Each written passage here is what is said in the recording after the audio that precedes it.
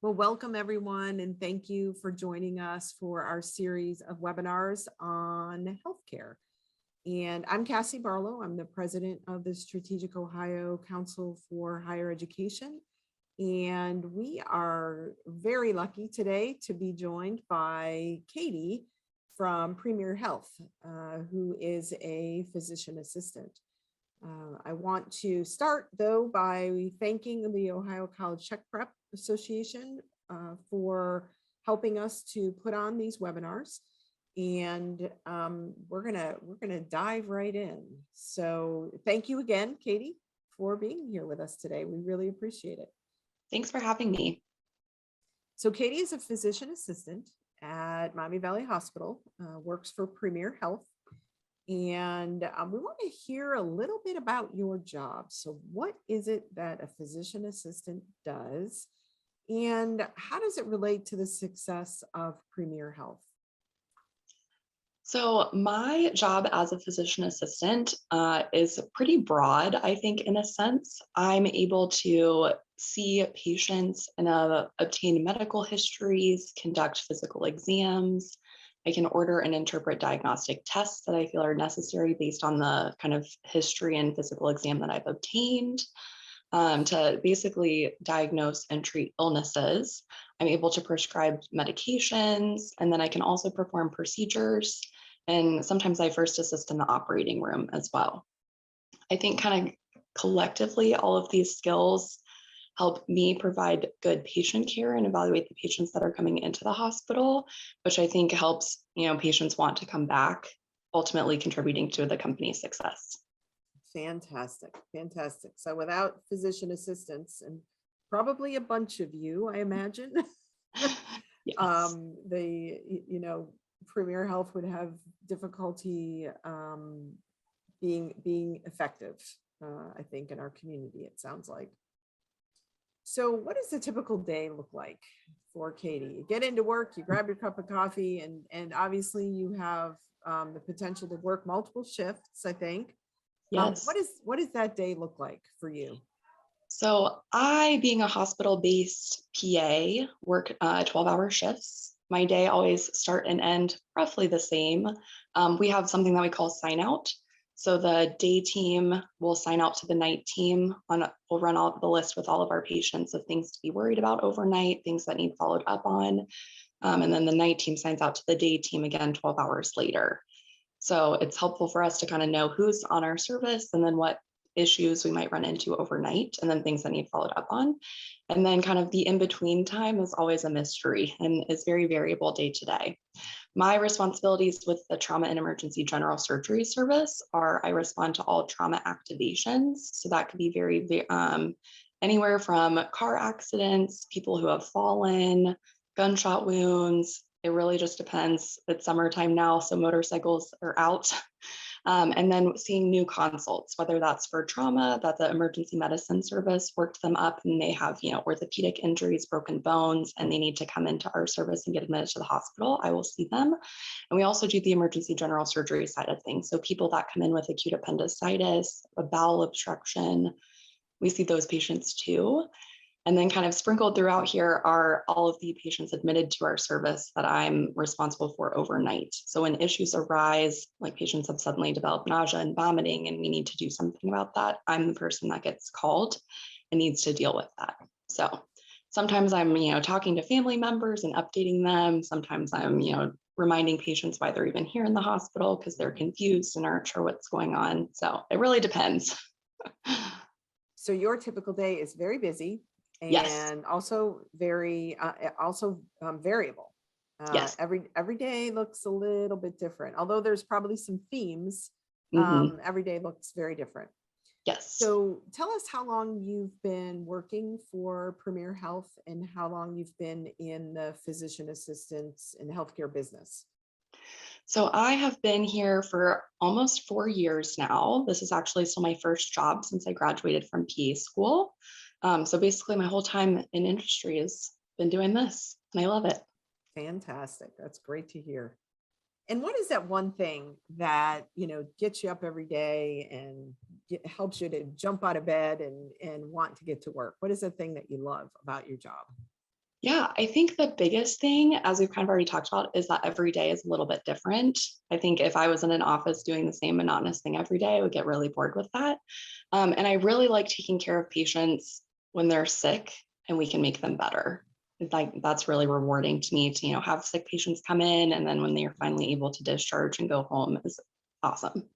Absolutely. There's probably nothing better than that. So what does your day look like in terms of meetings, working in groups versus being working on your own? So my position really doesn't have many meetings. I would say there's a couple meetings every quarter. So I definitely do not spend a lot of time in meetings. And then with regards to working in groups, I would say that that's honestly most of my day. In my position, we have several of us that are there kind of working the same shift. And so it's kind of collaborating with each other of who's seeing which patients, who's following up on what. When I'm going to see a patient, I'm doing that independently, obtaining the history, doing the physical exam, ordering imaging tests. But it's very much a collaborative effort on my team to make sure that patients are getting taken care of. That's great. So variety in who you're working with every day too, Mhm. sounds like. What's that biggest challenge that you deal with either every day or frequently? What is the biggest challenge in your job? I think one of the things that's challenging is that with our service, you never know who's going to be in a car accident or when that's going to happen. And so sometimes we get multiple patients that come in a short period of time.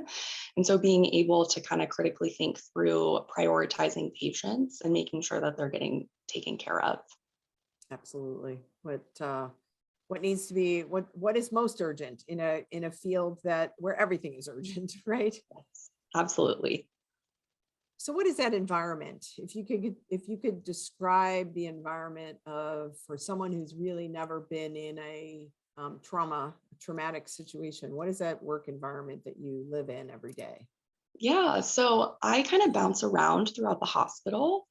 I spend some time in the emergency department seeing patients there. If you are a trauma activation, you come into one of what we call a trauma bay in the emergency department. It's a giant room. There's an x-ray machine in there, lots of bright lights, lots of people. And it's very Mhm, overwhelming for patients, to be completely honest with you. mhm. But then I also spend some time upstairs seeing the admitted patients, going into their rooms. And so it's very variable as to, am I in the emergency department? Am I making a trip to CAT scan to see a patient or with a patient? Sometimes I have to go to interventional radiology because they need a procedure done. So it's variable. My Okay, entire job is variable, in case you okay. haven't figured that out. And lots of steps during your day, I'm Yes. imagining. Lots of steps. So do your 12-hour shifts require call? Are you on call? For my position, when I am at work, I am at work. And when I am Okay. home, I am at home and I'm not required to be on call. But I will make note that is not true for all physician assistants. There's different Mhm. specialties and different areas that can be a part of the job. But for me personally, no, I'm not Okay. expected to be on call. Okay. So dependent on the job for sure. So tell us how you got there. So you started 4 years ago. How did you get there? What was the education or experience required to become a physician assistant? Yeah. So after graduating from high school, I went to University of Cincinnati, and I have a biology degree, a bachelor's in biology. And then I ended up working during a gap year in kind of the medical field, and then ended up going back to physician assistant school. And so I now have a master's degree. I will say though, for kind of looking across my class, that's definitely not kind of the standard for everyone. There were people that took some time off in between high school and college and graduate school. But I think you're definitely required to have a bachelor's degree before you can apply, and there's prerequisites for PA school. And then I think to kind of help get to where I am now, during my clinical rotations, I was able to get some exposure to trauma to know that that's what I really liked, and that kind of helped me end up where I am now. So physician assistant school is 3 years? Almost. It's most places it's a 27-month program. So it's Okay. about 2.5 years. Okay. And at least how most programs are structured, it's 4 semesters of what we call didactics. So spending time in the classroom, learning the medical model, and then 3 semesters of clinical rotations where you are required to obtain at least 2,000 clinical hours before you can graduate and sit for your national board exam. Okay, great. That's very helpful. Thank you. Yeah. So let's say that you're looking at hiring a new candidate, or you're on a team to hire a new candidate. What are you looking for in that person in terms of their education? Yeah. So definitely someone who's graduated from a PA program and has their national certification. It's through NCCPA. And then I think the big things are someone who's eager to learn and who communicates well with others, because communication is a very critical part of our job. Great. We have heard that eager to learn comment many, many times. That's a really, really important one. And this may be a good segue to the next slide. Yeah. For that new employee that just starts in your department, what are you looking for? What is that skill that you're looking for in that new employee? Yeah, I think having effective communication skills and being able to relay things to others, as well as good time management. Like we've kind of already talked about, there's a lot of moving parts in our services, a little bit chaotic at all times. So being able to prioritize what needs done when and kind of what can be kind of pushed off for a little bit is critical. Yeah, I think if it wasn't chaotic, people would wonder what's wrong, right? Probably. What's happening? So let's say you run into a student that is thinking about being a physician assistant. What would you say? Yeah, I think the biggest thing is try and find someone who's willing to let you come shadow. I think until you have really kind of seen what we do, sometimes it's hard for us to portray what our job really entails. And it's hard for people sometimes to understand what I really do. Sometimes people are like, oh, so you're kind of like a doctor. And yes, but it's a little bit different. I'm definitely not a doctor. I did not go to medical school. My training was different. But is it similar in the sense that I still see patients and treat patients? Absolutely. So I would say if there's an opportunity to shadow or even just talk to someone who's in this career would be very helpful. Great advice. I love it. So what about when a teacher or a guidance counselor is trying to advise a student about being a physician assistant? What would you want them to tell the student? Yeah, I think that this is a great career field. And I think if you have an interest in healthcare, and are passionate about, helping others and, wanting to work with other people, I think that this is a great option. I think that physician assistants, when I look at my time that I spent, getting my education to become a PA and the kind of the student loans that I went through, I think it's a very reasonable career field. When I'm looking at, my salary that I have now and the time spent that I learning and going into student debt, quite frankly, to be honest with you. But I think that one of the biggest perks of my job is that as a physician assistant, I'm not tied down to anything. Unlike doctors that have to pick a specific residency program and, you pick general surgery and now you're stuck with being a general surgeon unless you go back to residency to do something else. I have the flexibility with my training that currently working in trauma and emergency general surgery, if I decide that this is no longer a good fit for me, I'm able to go work in a family practice office. I can go to a pediatric office. I can decide I'm really interested in OBGYN and I can apply for a job and I can get that job. And so I think the ability to move around to different specialties is awesome. Yeah, And that something that I think is undersold sometimes. absolutely. Thanks for mentioning that, Katie. That's a really good point, especially students who are interested in healthcare from a more broad perspective. Mhm. Thank you for sharing that. So what does the typical career path look like? Sounds like, you're entering as a basic level physician assistant out of school with the appropriate certification. What is the potential career path? A potential career path for you? Yeah, I think it's really kind of whatever you make it. I know a lot of PAs usually throughout their career end up changing specialties a couple of times, whether that's, because we get tired of what we're doing or we want a new challenge, something new to learn, or maybe just what we're doing isn't working with kind of where we are in our life. But there are definitely, I have a coworker in particular who has kind of worked as a PA and is now kind of transitioning towards a more administrative role. So I think it kind of depends, but if you're, happy where you are, there's definitely no needs that to have to, find something different. So it sounds like you have a lot of options, especially in a bigger organization, Mhm. potentially to move to different parts of that organization. Yes. So as a brand new, so let's just say that I'm a brand new physician assistant who just graduated from school, was just received my certification. What is the typical pay for that entry level PA? Yeah, I would say it's variable depending on kind of where you're working and what you're working. But I would expect anywhere from 90,000 to $120,000 starting out. Okay, great. And then obviously pathways to increases, with Absolutely. experience and fantastic.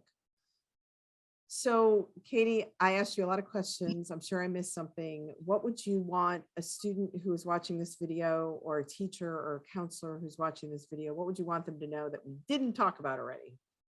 Yeah, I think the biggest thing is just to realize whether you decide that physician assistant is for you or not, is that spending time talking to people and finding out about other careers will sometimes help you end up where you're supposed to be. I can tell you when I went to college, I'd never even heard of a physician assistant. But I was just, having a conversation one day with someone and they mentioned it to me and I was like, that might sound, like something I would be interested in. And so I think, I felt a lot of pressure leaving high school to know what I wanted to do and know that while I wouldn't say that that's, a good thing that you're experiencing, you will find out about something or something will come along and you'll find out what you're supposed to be doing, whether that's physician assistant or otherwise. Right, right. Well, that's fantastic. Great advice today, for both students and teachers and counselors. So once again, appreciate your time, Katie. Thank you so much for carving out just a little bit of time for us. And thank you once again to the Ohio College Tech Prep organization for being a partner of ours and for helping us produce these webinars on healthcare.